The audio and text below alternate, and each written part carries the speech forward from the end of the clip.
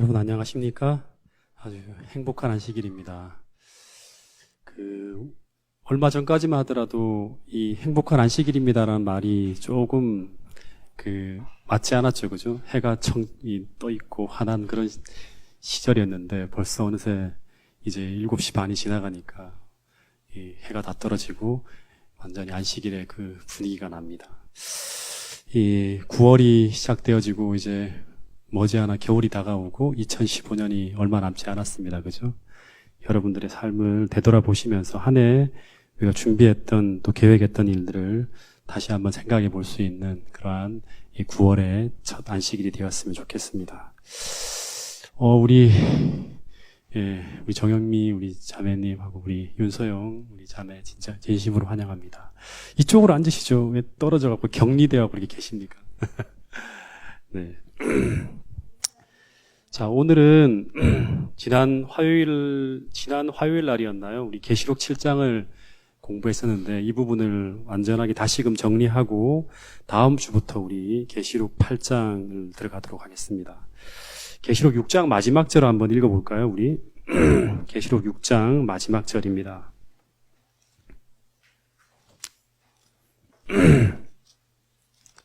자, 읽어주시기 바랍니다. 시작. 그들의 진노의 큰 날이 이르렀으니 누가 능히 서리요 하더라. 예, 계시록 6장의 마지막 절이 이제 6번째 인이 떨어지고 그게 마무리될 때 하늘로부터 들려온 소리가 여호와의 큰 날이 이르렀으니, 이 큰 날은 이제 어떻게 보면 이제 모든 게 확정되어지는 날이죠. 예수님이 재림하는 날이 이제 다가왔는데 그날 누가 능히 서리요라는 이제 질문을 던집니다. 그러면서 이야기가 끝이 나요. 그러면 그날에 능히 서는 사람들이 누굴까? 그 대답을 해주는 게 바로 계시록 7장이에요. 그날에 설 수 있는 사람이 첫 번째는 계시록 7장을 연구해 보면 첫 번째는 어떤 사람들이다? 하나님의 인을 소유한 사람들이. 하나님의 인을 소유한 자가 하나님께서 이 땅에 오시는 그 재림의 날 설 수 있다. 근데 이 인받은 사람들이 어떤 사람들이다? 두 번째, 인을 소유한 사람들이 누구다? 바로 이제 계시록 14장에 등장하는 주인공들이 바로 누구냐? 그럼 14만 4천이라는 거예요. 예. 이 14만 4천은 암호예요. 암호. 계시록 7장 1절부터 이제 4절까지의 내용을 보면 이제 우리가 지금 살고 있는 시대를 묘사해 주는데 하늘의 네 천사가 땅의 사방에 바람을 붙잡고 있어요. 왜 붙잡고 있죠? 하나님의 종들의 이마에 살아계신 하나님의 인을 치기 위해서 이렇게 분주히 다니고 있는 모습이 이제 계시록 7장 1절부터 4절에 나오는 이야기입니다. 근데 그 인이 무엇인가? 이거 다 공부했던 거예요. 간단하게 복습하고 넘어가는 거예요. 그 인이 뭔가? 인이 뭐죠, 인? 네? 인이 뭐예요? 하나님의 소유라는 증표예요. 이게 내 백성이다. 이 사람은 가짜가 아니다. 진짜 참 이스라엘이다 하는 거예요. 참 하나님의 백성이라는 하나님의 소유물이라는 확증이에요, 확증. 이거를 이제 재림교회 교리로 하면 조사심판이라고도 하죠. 하나님이 재림하시기 전에는 반드시 누가 진짜 하나님의 백성인지, 다 하나님 백성이라 그러는데 누가 진짜 하나님의 소유물이고 누가 진짜 하나님의 백성인지 하나님의 정말 사랑하는 사람들을 찾는 이 심판이 있고 난 다음에 그 다음에 뭐가 있어요? 예수님이 재림하시는 거예요. 그래서 이 증표는 이제 우리가 계속 공부하는 건데요. 이제 좀 정리를 하세요. 이 증표는 바로 이제 하나님의 언약에 신실한 하나님의 참 백성들은 무엇을 소유하고 있다? 예수님의 믿음을 소유하고 있어요. 이 계시록 전편에 흘러가는 이야기예요. 예수님의 믿음을 소유하고 있고, 그리고 성령을 통해서 하나님의 계명을 지키고, 그리고 그 성령의 열매를 통해서 하나님의 품성을 온 세상에 드러내면서 하나님께 영광을 돌리고 있는 모습이 계시록에 나타나 있는 하나님의 인을 받은 사람들의 모습이에요. 다시 얘기하면 이 하나님의 인을 소유한 사람들은 첫 번째는 예수님이 소유했던 그 믿음을 소유하고 있어요. 두 번째는 성령을 소유하고 있어요. 세 번째는 성령을 소유하고 예수님의 믿음을 소유했다는 증거가 바로 뭐냐 그러면 계명을 지키고 있고 그 다음에 이 계명을 지킨다는 것은 하나님의 품성을 하나님의 형상을 회복했다는 거예요. 예. 그게 우리 지난번에 월요일 날 그리고 목요일 날 공부했던 우리 공부할 때 말했던 그 하나님의 형상을 회복하는 거예요. 그래서 입 맞은 사람들은 첫 번째 성령을 소유하고 있다. 이게 이제 고린도후서 1장 21절, 에베소 1장 13절, 에베소 4장 30절 전부 다 하나님의 인을 맞은 사람들은 성령을 소유하고 있다. 이게 첫 번째 이야기입니다. 두 번째는 그 하나님의 인을 맞은 사람들은 어떤 사람들인가 하면 그 계명을 지키고 있다는 말은 뭐냐 그러면 하나님의 언약에 충실한 사람들이라는 거예요. 계시록 14장 4절 12절 전부 다 그 이야기죠. 세 번째는 그 성인이 성령에 의해서 어디에 쳐진다? 이마와 손에 이렇게 치는 걸 보여요. 다시 말하면 성령이 하나님의 마음과 하나님의 생각과 하나님의 사상을 우리가 마음으로 품게 만들고 그리고 그 생각이 이렇게 바뀌어진 사람들은 하나님의 품성을 온 세상에 드러내게 되죠. 그렇죠? 그 사람의 모습이 바로 누구예요? 스테반의 모습이나 또는 이제 뭐 예수님처럼 하나님께 영광을 돌리는 그러한 모습으로 살아가는 거예요. 그게 마지막 계시록 18장 1절에 나와 있는 온 세상에 빛을 비추는 그런 사람들로 마지막에 하나님의 병들이 이제 움직여진다는 이야기가 나오는 거예요. 자, 근데 이 14만 4천 이내 이제 이 입맞은 사람들의 수를 세어 보니까 이제 그 계시록 17장 5절부터 이렇게 쭉 나오는 얘기를 보면 그 숫자가 14만 4천이라는 숫자가 나옵니다. 요 얘기를 지난번 했는데 너무 빠르게 지나가고 잘 모르는 사람들을 한 번 더 좀 정리를 할게요. 14만 4천이 이제 어떻게 만들어지죠? 이스라엘의 12지파가, 그죠? 12지파에 각각 12,000명씩 해서 이게 이제 14만 4천이 나와요, 숫자가.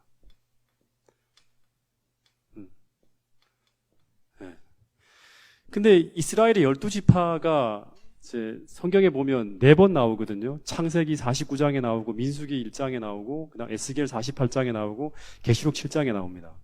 근데 이 4번의 이스라엘 12지파가 나오는데 오리지널은 창세기 49장이에요. 야곱의 12아들이 이제 그 12지파로 이제 등장을 합니다. 근데 민수기 1장을 가면 달라지죠. 어떻게 달라지죠? 야곱의 12아들 중에서 2아들이 빠집니다. 누구와 누가 빠집니까? 예? 계시록에 나온 얘기고. 예.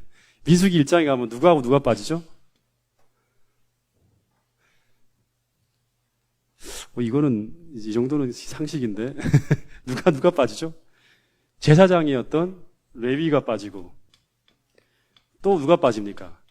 요셉이 빠집니다. 예. 제사장은 이제 하나님의 장자이기 때문에 기업이 없어요. 그래서 이 빠져요. 레위 지파는.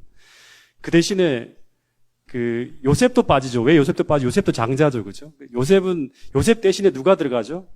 요셉의 2아들인 므낫세와 에브라임이 들어갑니다.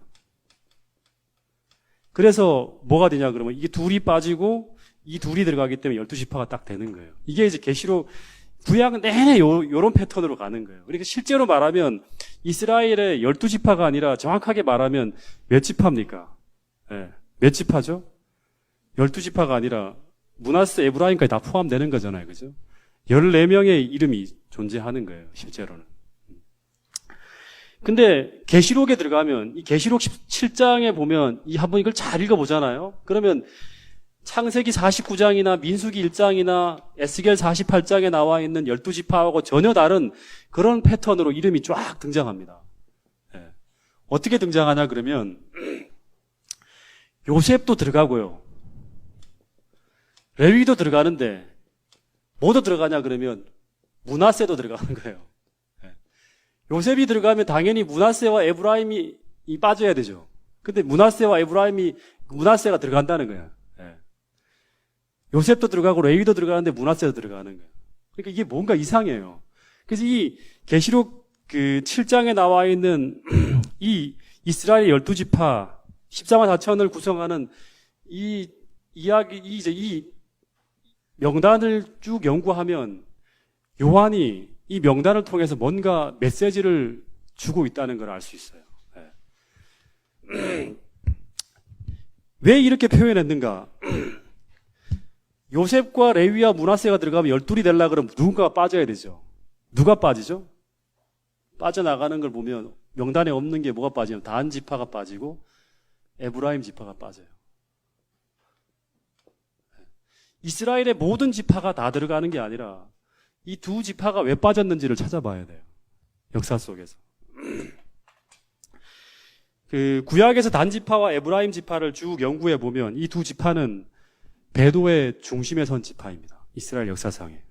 실제 그 야곱이 이제 마지막 죽으면서 임종 발언 시에 어떤 발언을 하냐 그러면 단에 대한 예언을 해요. 한번 읽어보시면 창세기 49장 17절에 보면 이 단 지파는 이스라엘 백성들 독사처럼 물어서 말에서 떨어지게 하고 망하게 할 죄악에 빠지게 만드는 지파라고 예언을 해요. 예. 다시 말하면 이스라엘 지파를 망하게 할 지파가 누구다? 단 지파라는 거예요. 그래서 이 예언 그대로 실제로 열왕기상 12장에 보면 이 단 지파에서 북방 이스라엘을 타락하게 만드는 금송아지 제단이 세워지고 북방 이스라엘의 배도가 시작되게 만든 어떤 그 지파가 바로 단에서 시작되는 거예요. 그리고 그 이후에 열왕기 10장 29절에 보면 북방 이스라엘 왕들이 전부 다 단에 있는 금송아지를 섬기는 죄에서 떠나지 아니하였다는 기록이 나옵니다. 다시 말해서 북방 이스라엘의 배도의 시작에 선 지파가 바로 누구다? 바로 이 단 지파라는 거예요. 그리고 에브라임 지파는 북방 이스라엘의 마지막 말년이에요. 이거 시작이고 이거 말년이에요. 말년에 호세아서를 보면 북방 이스라엘을 완전히 타락하게 만드는 걸 주도했던 지파가 누구냐 그러면 에브라임 지파예요. 이 에브라임 지파가 우상과 완전히 연합했다는 그런 표현이 있고 그 다음에 하나님께서 마지막 순간까지 에브라임아 내가 어찌 너를 아드마같이 버리겠으며 스보임같이 너를 포기할 수 있느냐 하면서 에브라임 지파를 향해서 호소하는 장면이 나옵니다. 이 북방 이스라엘의 가장 큰 지파가 에브라임이었어요. 근데 이 말년에 타락을 주도했던 그 지파가 바로 이 에브라임이라는 거예요. 그래서 이런 내용들 때문에 요한이 마지막 12지파의 목록에서 이 단 지파와 에브라임 지파를 빼냈다는 것은 뭘 의미하는가 하면 이 하나님께서 마지막 여호와의 군대로 하나님께서 마지막 하나님 백성으로 인을 치는 과정에서 어떤 그 백성들을 하나님께서 마지막 하나님의 군대로 쓰신다? 언약의 신실한 언약을 새롭게 한 목록을 가지고 그 명단을 옛날에 그 명단이 아니라 하나님께서 마지막 시대에는 하나님과의 관계 속에서 언약에 충실한 어떤 새로운 명단을 가지고 마지막 때 여호와의 군대로 사용하신다는 거예요. 여러분 이 마지막 시대에 이제 기억해야 될 게 하나님께서 인류 최후의 전쟁을 위해서 하나님의 군대를 준비하고 있다 그럽니다. 하나님께서. 그게 이제 하나님께서 이 마지막 때 이제 계속 24만 4천이라는 단어가 나와요. 이 단어는 여호와의 군대의 암호문이에요. 하나님께서 계시록 7장에 하나님의 군대를 준비하고 있어요. 그러면 반대로 이 마지막 최후의 전쟁을 사단도 자기 일을 위해 싸울 군대를 준비할까요? 그게 어디 나오죠? 예, 계시록 9장에 나옵니다. 거기에는 이제 어떤 암호로 쓰냐 그러면 2만이라는 그런 암호로 써요. 예. 계시록 9장에서는 이 마지막 최후의 전쟁을 위해서 사단도 자기의 군대를 모으고 있고 하나님께서는 계시록 7장에서 14만 4천의 군대를 모으고 있어요. 이 마지막에 충돌하는 게 계시록 16장입니다. 준비가 되면. 그래서 이 계시록 9장 16절에 보면 2만만이라고 이제 표현하고 있거든요. 한번 볼까요, 이것도? 계시록 9장 16절.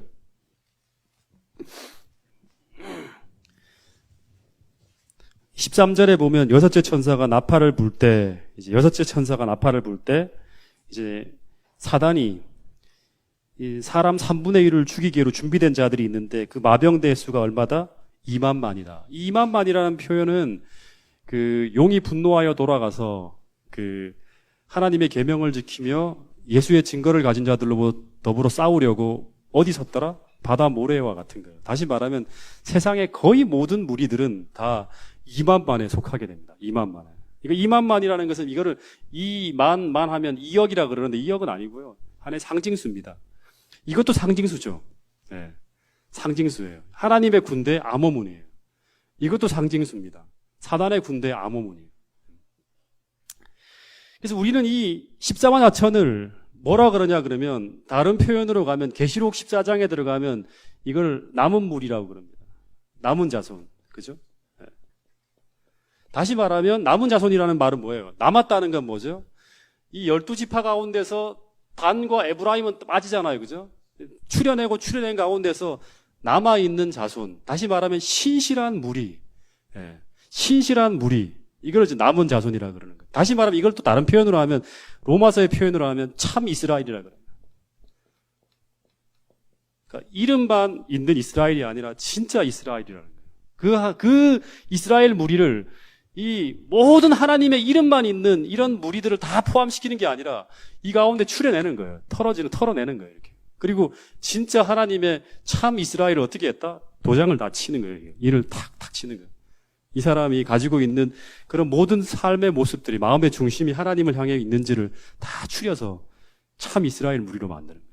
실제로 이 에브라임 같은 무리는 하나님의 백성이라 하지만 가장 큰 세력은 가장 컸죠. 북방 이스라엘에서. 그런데 이 시리아 에브라임 전쟁 때 이 에브라임 지파는 누구를 향해 칼을 들냐 그러면 유다 지파를 하나님의 백성인 유다 지파를 향해서 칼을 들고 이제 싸움에 시리아와 동맹한 어떤 그런 군대가 되기도 합니다. 하나님의 백성을 무너뜨리기 위해서.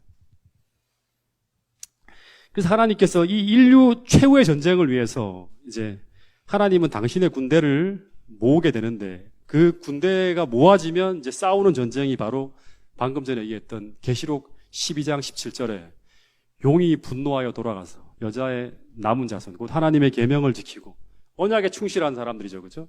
예수의 증거를 가진 자들을 타겟으로 해서 바다 모래를 이제 2만만의 군대를 몰아갖고 이제 싸움으로 나가는 거예요. 그래서 이 마지막 때는 인류가 두 무리로 쫙 나눠진다. 그래서 이들은 이제 오늘 예수님 재림을 준비하는 제일 핵심은요, 하나님을 만날 준비를 하라잖아요. 그 제일 핵심은 바로 뭐냐 그러면 이 인이에요. 인. 계시록 7장에 보니까 이 인을 우리가 소유해야 돼요. 인. 예. 그러니까 인을 맞은 사람들이 바로 그날에 서게 됩니다. 하나님 백성으로 확정된 사람들이죠. 도장을 탕 치면 이제 이건 내 거야 하는 거잖아요. 하나님이 내 소유야. 하나님의 소유물에는 누구도 손대면 안 되죠. 그렇죠? 아무리 세상에 악한 존재라 하더라도 손을 댈 수가 없는 거예요. 하나님께서 지켜주시기 때문에. 그리고 이들은 계시록 7장에 보면 종말의 특별한 경험을 합니다. 종말의 특별한 경험을 해요. 오늘 우리 모두는 이 경험을 통과해 가면서 우리의 믿음이 무너지지 않고 우리가 하나님의 어떤 그런 언약 위에 서서 끝까지 나갈 수 있는 그 은혜를 우리가 소유해야 됩니다. 예. 이들이 특별한 경험을 하는데 이 경험을 거쳐서 그들은 하늘 들어가게 된 이 경험, 이들이 어떤 경험을 하냐 그러면 9절을 한번 보세요. 요한계시록 7장 9절. 자, 읽어보겠습니다. 시작. 2일 후에 내가 보니 이 2일 후는 뭐예요? 24만 4천이 이게 딱 정해진 거죠. 확정되어진 거. 인을 다 친 거예요. 그죠? 인을 다 치게 되면 그다음부터는 뭐가 될까요? 바람을 불겠죠. 그죠? 바람이 불어요. 이제 확정될 때까지 바람을 못 불게 붙잡고 있었잖아요. 계시록 1장부터 4절까지. 그죠? 그러면 확정됐으면 바람이 불겠죠. 근데 어떤 일이 있냐 그러면 자, 2일 후에 내가 보니 자, 읽어보세요. 시작. 각 나라와 족속과 백성과 방언에서 아무도 능히 셀 수 없는 큰 무리가 나와 그 큰 무리가 바로 누구냐 그러면 14만 4천이에요. 자, 이 무리가 뭘 하고 있어요? 흰 옷을 입고. 자, 첫 번째는 뭘 입고 있다? 흰 옷을 입고 있다. 두 번째는 손에 종려가지를 들고 종려가지를 들고 있다. 예. 흰 옷을 입고 있고 종려가지를 들고 있다. 이 두 가지 표현을 통해서 우리가 알 수 있는 게 뭘까요? 흰 옷을 입고 있다. 7교회에서 흰 옷을 입고 있다는 건 뭘 상징합니까? 사대교회에서 계시록 3장 4절 5절에 보면 어떤 사람들이 흰 옷을 입고 있죠? 가장 머리가 팽팽 돌아가는 우리 채원이 어떤 사람들이 흰 옷을 입고 있죠? 계시록에 보면 언제나 예? 예, 우리 김문수 집사님이 많이 들으셨어요. 지금 이기는 자예요. 이기는 자. 다시 말하면 흰옷을 입고 있다는 건 뭐예요? 이겼다는 거예요. 이겼다는 거예요. 4대 교회에서 이기는 자가 받을 그 보상을 받고 있는. 종려가지는 뭐예요? 종려가지는 승리의 상징입니다. 이것도. 그래서 보통 로마의 군대 장군들이나 로마의 군인들이 승리하고 로마로 탁 들어갈 때 이 승리의 상징인 종려가지를 막 사람들이 흔들어요. 그러니까 십자가 자체는 어떤 무리들이다? 승리한 경험이 있는 무리들이에요.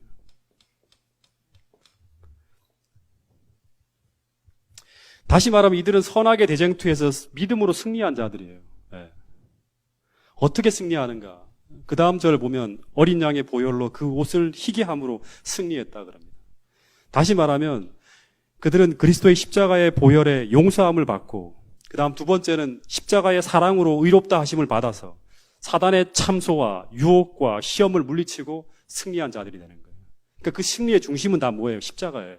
그러니까 오늘 우리가 지금보다 훨씬 더 많이 하나님의 사랑에 대해서 우리가 묵상해야 되고 훨씬 더 많이 하나님의 용서하심의 크기에 대해서 우리가 묵상할 필요가 있는 거예요. 그래서 날마다 우리가 죄를 짓고 넘어지고 하지만 그 어린 양의 피로 날마다 우리의 이 더럽혀진 옷을 희게 할 수 있는 그런 경험이 있고 능력이 있는 사람들이 돼야 돼요. 두 번째는 그 하나님의 십자가의 사랑이 우리를 완전히 압도해서 우리가 죄의 유혹과 그다음 여러 가지 어떤 시련 속에서도 무너지지 않는 그런 믿음을 소유한 사람들이 마지막에 최후의 전쟁에서 승리하는 사람이 될 수 있다는 사실이에요. 여러분 꼭 이런 믿음을 이런 어떤 그런 은혜를 날마다 사모하고 주려하고 그걸 소유할 수 있는 우리 동작중앙교회 성도들 모두가 될 수 있기를 간절히 바라겠습니다. 그 다음에 이들이 계시록 7장 10절 11절에서 모든 천사와 함께 노래를 불러요. 어떤 노래를 부르냐 그러면 읽어보겠습니다. 10절 11절 시작.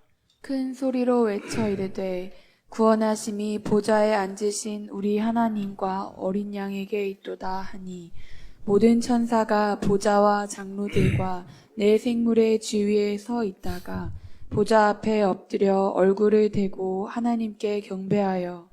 예, 여기까지 보겠습니다. 이 사람들이 이제 노래를 부른대요. 노래를. 어떤 노래냐 그러면 이제 이 계시록 7장에 나와 있는 노래는 뭐예요? 구원하심이 보좌에 앉으신 우리 하나님과 어린 양께 있도다. 이제 이게 어떤 느낌이나 없이 글로 표현됐지만 실제로 요한이 본 모습은 제가 볼 때는 완전히 온 마음을 다해서 어떤 무리들이 구원하심이 보좌에 앉으신 우리 하나님과 어린 양께 있다고 아주 감격적으로 아마 노래를 부르고 있을 거예요. 아주 복받치는 감정으로 눈물을 펑펑 흘리면서 구원하심이 보좌에 앉으신 우리 하나님과 어린 양께 있다고 감격스럽게 아마 외치지 않을까 싶어요. 여러분 이 14만 4천인이 부르는 이 노래는 되게 중요한가 봐요. 이 노래를 부르는 장면이 몇 번 나오냐면 계시록에 보면 3번 나옵니다. 3번. 되게 중요한 거예요. 이 노래가 어떤 노래인지. 우리는 이 노래를 부를 수 있어야 돼요. 이 노래를. 이 노래의 가사를 알아야 돼. 이 노래의 의미를 알아야 돼. 이 노래가 어떤 노래냐 그러면 첫 번째 계시록 7장에 나온 핵심은 구원하심이 보좌에 앉으신 어린 양과 우리 하나님께 있다는 이 노래예요. 구원하심이. 두 번째 나오는 장면이 어디냐면 계시록 펴보겠습니다. 이거는 14장 2절 3절 보세요.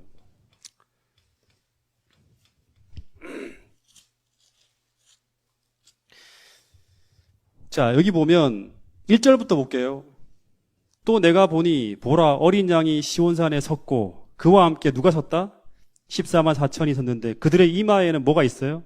어린 양의 이름과 그 아버지 이름을 쓴 것이. 다시 말하면 뭐 이들은 입맞은 사람이 인을 소유하고 있죠. 그죠? 인을 소유하고 있어요. 계시록 7장과 연결되어지고 있다는 걸 알아야 돼요. 그죠? 근데 이들이 2절 읽어보겠습니다. 시작. 내가 하늘에서 나는 소리를 들으니 많은 물소리와도 같고 큰 우레소리와도 같은데. 막 굉장히 많은 물소리는 뭐예요? 막 폭포수처럼 굉장히 큰 소리가 꽉 하고 들리는 거예요. 그죠? 큰 우레소리와 같은 그런 천둥소리와 같은 엄청난 소리로 들리는 거예요. 근데 그 소리가 뭐예요? 자, 읽어보겠습니다. 계속 시작. 내가 들은 소리는 검은 고 타는 자들이 그 검은 고를 타는 것 같더라. 예, 계속 3절. 그들이 보좌 앞과 내 생물과 장로들 앞에서 새 노래를 무슨 노래를 부른다? 새 노래. 여기 새 노래란 말이 나와요. 새 노래. 새 노래를 부르는데 이 새 노래는 어떤 노래예요? 땅에서 속량함을 받은 14만 4천인 밖에는 능히 이 노래를 배울 자가 없더라. 다시 말하면 14만 4천이 구속함을 입은 14만 4천인 밖에는 배울 수가 없는 특별한 노래라는 거예요. 예, 이 특별한 노래. 예. 이 노래, 이 합창단에 참여할 수 있는 사람은 14만 4천인 밖에는 없어요. 예. 근데 또 한 번 보겠습니다. 15장을 보세요. 15장. 15장 2절 3절에 보면 이 14만 4천인 명이 노래를 부르는 장면이 또 한 번 더 나와요. 자, 15장 2절 3절 읽어보겠습니다. 시작. 또 내가 보니 불이 섞인 유리바다 같은 것이 있고 짐승과 그의 우상과 그의 이름의 수를 이기고 벗어난 자들이 유리바닷가에 서서 하나님의 검은고를 가지고 하나님의 종 모세의 노래 어린 양의 노래를 불러 이르되 주 하나님 곧 전능하신 이시여 하시는 일이 크고 놀라우시도다. 만국의 왕이시여 주의 길이 의롭고 참되시도다. 자, 여기 보면 2절에 보면 내가 보니 불이 섞인 유리바다 같은 것이 있고 짐승과 그의 우상과 그의 이름의 수를 어떻게 하고 이기고란 말이 되게 중요합니다. 이스라엘 14만 4천 명은 이깁니다. 지지 않아요. 이기는 사람들이에요. 이기고 벗어난 자들이 어디서 유리바닷가에 서서 하나님의 검은고를 가지고 그 다음 노래를 부르는데 그 노래가 어떤 노래예요? 여기는 이제 새 노래라 했지만 여기서는 어떤 노래라 합니까? 어떤 노래? 노래 제목이 있죠, 이제는. 여기서는 막연하게 새 노래가 아니에요. 어린 양의 노래와 그 다음에 모세의 노래라는 거예요. 어린 양의 노래는 어떤 노래일까요? 예수님의 십자가를 생각하면 돼요. 모세의 노래는 어떤 노래일까요? 모세가 경험했고 예수님이 경험했던 그 경험을 함께 경험한 사람들이 부르는 노래라는 거예요. 새 노래라는 거는 이전에 단 한 번도 불러본 적이 없는 노래라는 말이에요. 그만큼 특별한 노래라는 거예요. 다시 말해 우리 인생에 딱 한 번 불러보는 노래예요. 이 노래는. 이 땅에서 한 번도 불러본 적이 없는 노래. 이거는 이 경험은 두 번 해서는 안 돼. 한 번으로 족한 거예요. 여러분 모세의 노래라는 노래를 들으면 이제 뭔가 감이 잡히죠. 이 모세의 노래는 어디 나오는 노래죠? 모세의 노래? 우리가 이 노래를 부를 사람들이 이 노래가 어떤 노래냐 그러면 출애굽기 15장에 나오는 장엄한 노래예요. 그 노래는 어떻게 부르는가 하면 이스라엘 백성들이 애굽에서 탈출해 나오는 과정에서는 부르지 않았어요. 다시 말해 열재앙이 바로에게 쏟아지면서 바로가 패해서 드디어 이스라엘이 애굽에서 승리하고 성공적으로 떠나 나오는 그 출애굽이 시작될 그때 6월절이 시작될 때도 이 노래는 부르지 않았어요. 이 노래를 언제 불렀는가? 이 모세의 노래를 언제 불렀는가 하면 바로 홍해에서 애굽의 군대의 완전한 파멸을 목도하면서 부른 노래예요. 다시 말해서 최후의 위기 때 예수님으로 말미암는 위대한 구원을 보면서 이 노래를 부르는 거예요. 출애굽기 14장 한번 볼게요. 출애굽기 14장 31절.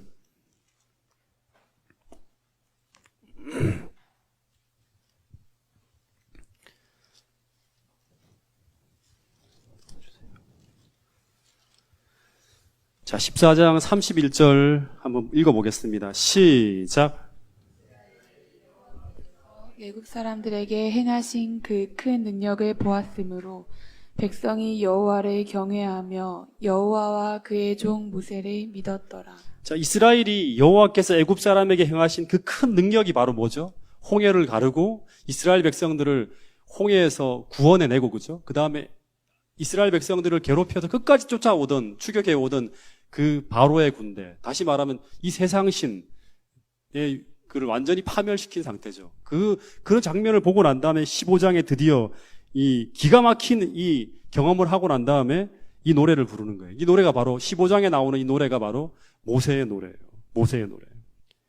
3절을 보세요. 3절, 15장 3절. 여호와는 용사시니 여호와는 그의 이름이시로다.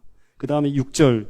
여호와여 주의 오른손이 권능으로 영광을 나타내시니 여호와여 주의 오른손이 원수를 부수시니이다 하면서 쭉 이야기하는 게 이 하나님의 구원에 대한 노래를 감격스럽게 부르는 거예요. 미리암의 지혜로.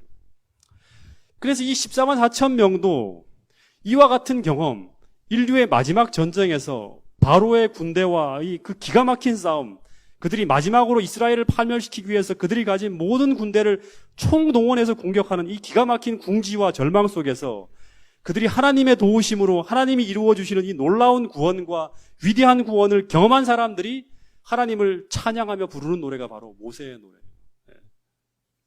아시겠습니까? 어린 양의 노래도 마찬가지죠. 예수님께서 그 기가 막힌 그 십자가의 시련 속에서, 그죠? 마지막에 아버지 하나님의 도움으로 말미암아 그 십자가를 이겨내고 그 큰 환난을 이겨내고 마침내 예수님이 부르는 노래가 바로 어린 양의 노래.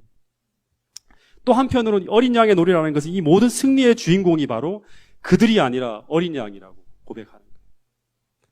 이 새 노래는 경험의 노래인데 땅에서 구속함을 받은 14만 4천인은 하나님의 검은 고를 손에 들고 어린 양과 함께 시온산에 선다. 저들은 보좌 앞에서 새 노래를 부른다. 그런데 이 노래는 14만 4천인 외에는 아무도 배울 수 없는 노래이다. 이 노래를 14만 4천인밖에 아무도 노래할 수 없는 것은 이것이 저들의 경험의 노래가 되기 때문이며 이런 경험은 다른 어떤 사람도 가지지 못할 것이다. 이 각시대 대쟁투 648페이지에 있는 말. 여러분, 이들이 왜 이 큰 환난 속에서도 끝까지 하나님을 붙드는가? 바로 그들이 하나님을 너무너무 사랑하기 때문에 그런 거예요. 이 환난 속에서, 이 시련 속에서도 하나님을 떠날 수가 없는 거예요. 그래서 눈물을 흘리면서 이 시련을 통과해 가는 거예요. 하나님을 부르짖으면서. 여러분, 근데 다시 지금 계시록 7장으로 돌아가 보세요. 13절, 14절 읽어보겠습니다.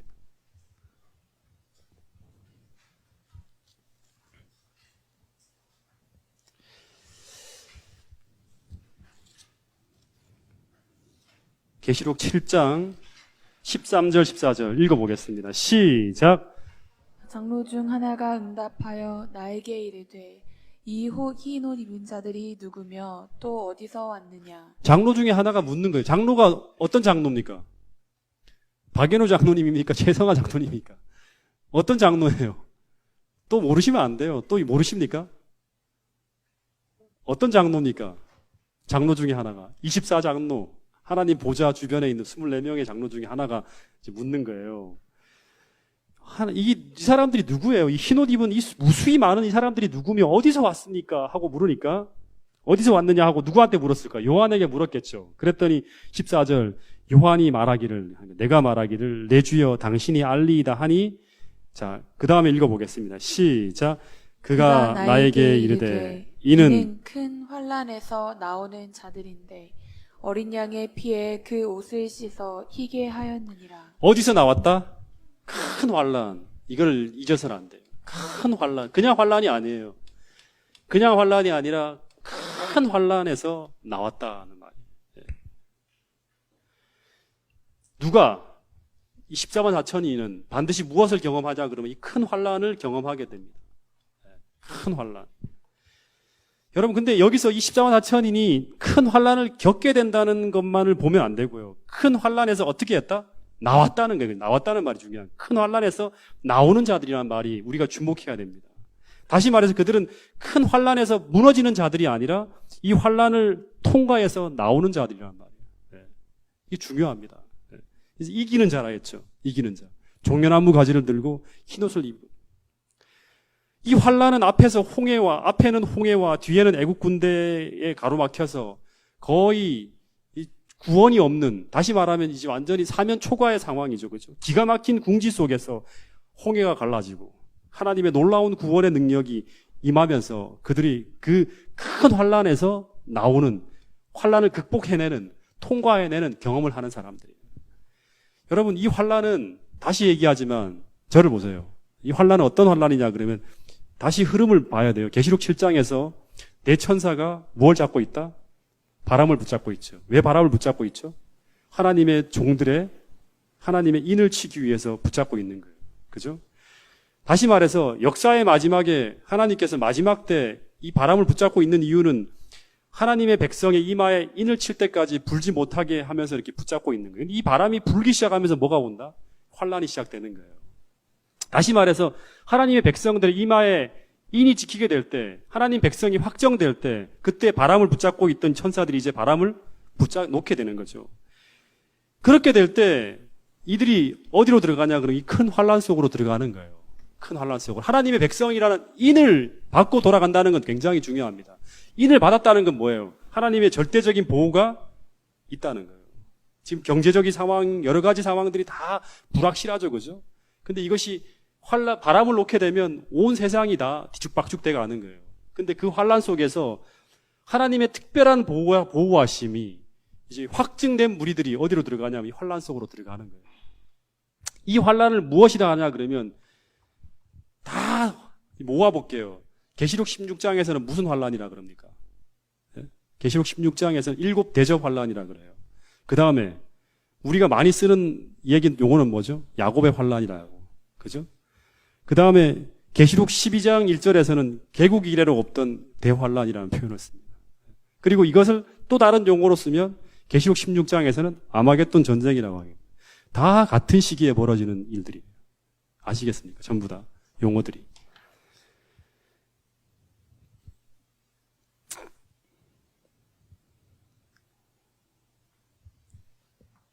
계시록 12장, 다니엘 12장 1절 한번 보겠습니다.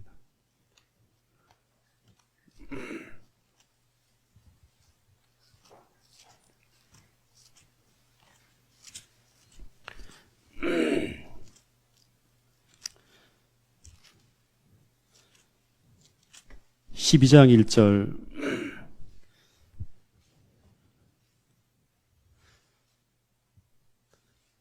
자, 읽어보겠습니다. 시작.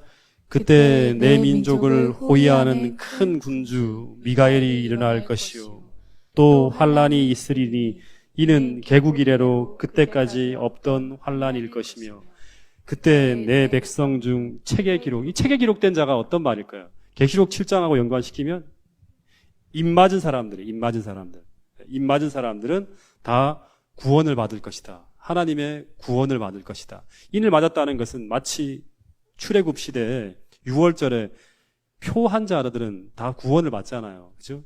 하나님께서 당신의 백성이다 하고 확증되어진 모든 사람들은 다 구원을 받는다는 거예요. 예. 여러분, 그래서 그날을 위해서 우리는 이 마지막 하나님의 여호와의 군대로 서기 위해서, 그죠? 하나님의 편에 서기 위해서 오늘 우리는 준비를 해야 돼요. 그날의 싸움을 위해서 준비해야 되고, 그날의 어떤 그런 이 환란 속에서도 하나님의 특별한 보호하심을 받기 위해서 준비해야 되는 거예요. 다시 말하면 환란에 견뎌내기 위해서 준비하는 게 아니라 환란 속에 하나님의 보호함을 받을 수 있는 그런 믿음과 그런 어떤 우리의 어떤 그런 이 모습들을 갖추기 위해서 준비를 해야 된다는 말이에요. 여러분, 이 마지막에 지나가는 이 경험들은요, 우리가 피할 수도 없고 패배해서도 안 되는 거예요. 반드시 이기고 극복하고 나가야 되는 어떤 그런 경험입니다. 이 전쟁에서 이겨야지만, 이 환란을 극복해야지만 하나님을 만날 수 있고 하늘의 모든 보상을 우리가 얻을 수 있습니다. 여러분, 이 최후의 마지막 어떤 이런 사건들을 위해 우리가 준비해야 될 게 뭘까요? 2가지만 얘기해 보세요. 구체적으로.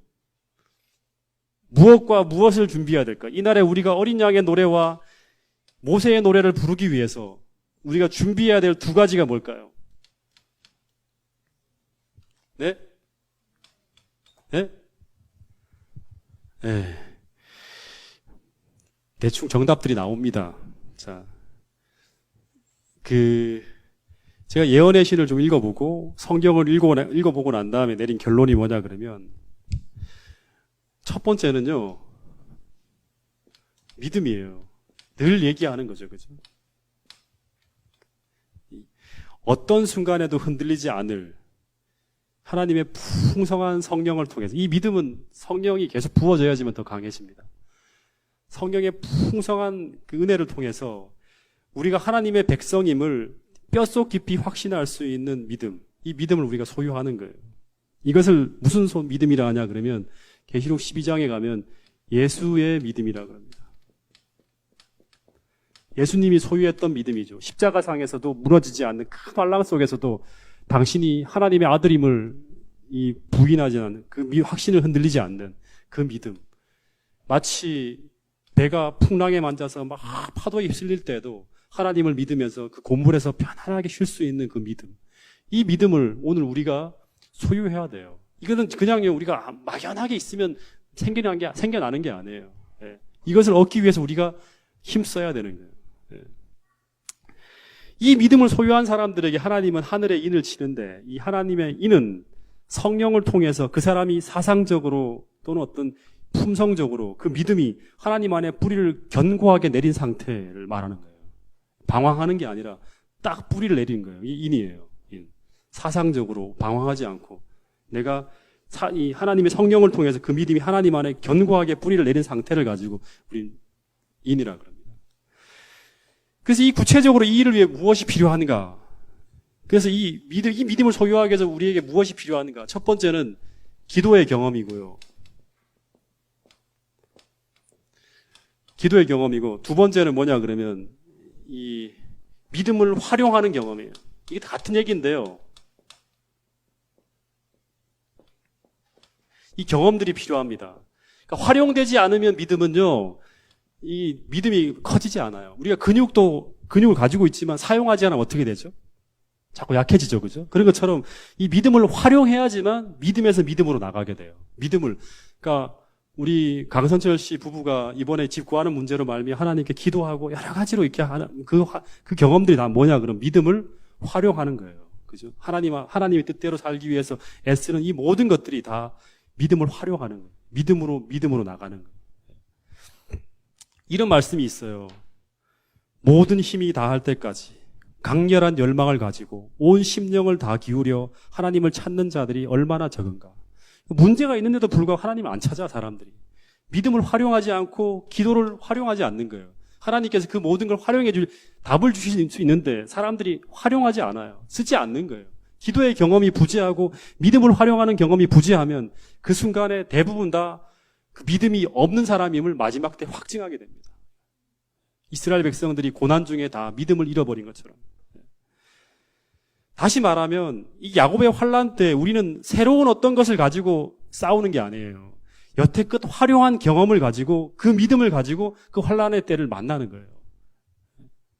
자아를 기꺼이 부인하지 않고 하나님 앞에서 고민하며 하나님의 축복을 받고자 꾸준히 열렬하게 기도하기를 원치 않는 자들은 그것을 얻지 못할 것이다. 하나님과 기도로 신음하는 것이 무엇임을 깨닫고 있는 자들이 얼마나 적은가. 오늘날 아무도 믿음을 활용하지 않고 문제 앞에서 그냥 스스로 고민하고 스스로의 가지고 있는 경험들을 바탕으로 답을 찾아가는 사람들. 이런 모든 사람들은 그날에 다시 말하면 앞에는 홍해, 뒤에는 애굽의 군대, 아무리 봐도 자기 머릿속엔 답이 없는 그 상황 속에서 그 불안한 상황 속에 다 무너지는 거예요. 하나님을 붙들지 못하는 거예요. 여러분, 이런 말씀이 있습니다. 우리는 오늘날 주님의 약속을 실증함으로써 하나님과 친숙해져야 한다. 성경의 약속들이 실증되어져야 돼요. 하나님의 약속들이 실증되어져야 한다는 건 뭐냐 그러면 믿음을 활용해야 한다는 거예요. 약속을 보고 그것을 믿으면서 믿음을 활용해서 하나님이 원하시는 방법대로 답을 찾아가고 문제를 해결하가는 사람들이 바로 하나님의 약속을 실증하는 사람들. 그 사람들이 하나님과 친숙해지는 거예요. 어려울 때마다 마치 아이가 아버지와 엄마를 찾는 것처럼 하나님을 찾아 나가는 거예요. 천사들은 열렬하고 진실한 모든 기도를 기록한다. 우리는 하나님과 나누는 교통을 등한히 하기보다 차라리 이기적인 만족을 버려야 한다. 우리는 기도하는 시간을 가져야 할 것이다. 만일 우리가 세상 일에 몰두당하도록 우리의 마음을 허용한다면 하나님께서는 우리의 우상이 되어 있는 여러 가지 것들을 우리에게서 빼앗아 가심으로써 우리에게 기도할 시간을 주실지도 모른다. 그러니까 하나님께서 기도할 수 있는 상황을 우리에게 만들어 주실 수 있다는 거예요. 그렇게라도 하나님께서 마지막 시대에 우리가 준비하도록 하실 수 있다는 거예요.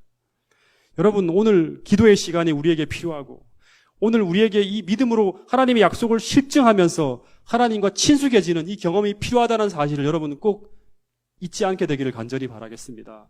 제가 말씀드린 이 이야기가 그날에 가서는 얼마나 중요한 얘기인지를 아마 여러분들이 인식하는 그 시간들을 만날 수 있을지 몰라요.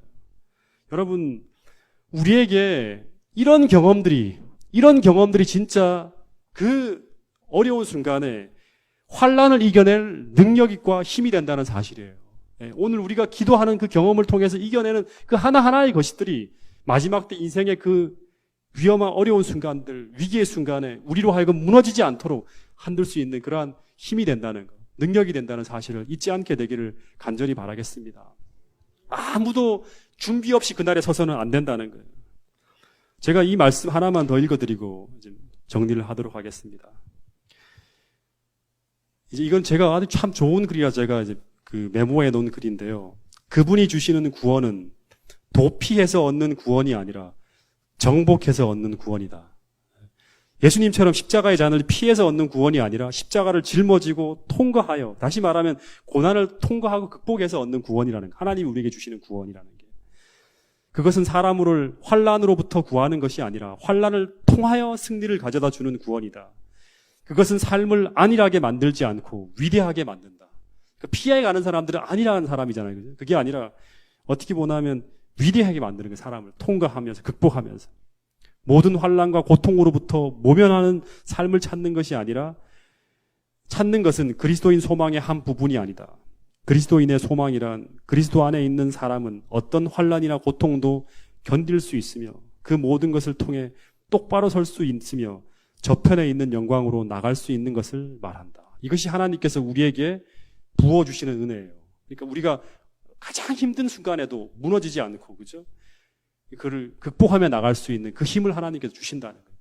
어려운 것을 피해가는 것이 아니라 그걸 극복하고 이길 수 있는 힘을 주신다. 이것이 바로 하나님께서 우리에게 주시는 구원이라는 사실이에요. 그래서 마지막 14만 4천이는 아주 강한 군대예요. 강한 군대. 하나님께서 이 마지막 시대의 그 가장 치열한 싸움에서 승리하며 정복하며 마지막 하늘로 올라가는 사람들이 바로 오늘 우리들이라는 사실을 꼭 잊지 않게 되기를 바라겠습니다.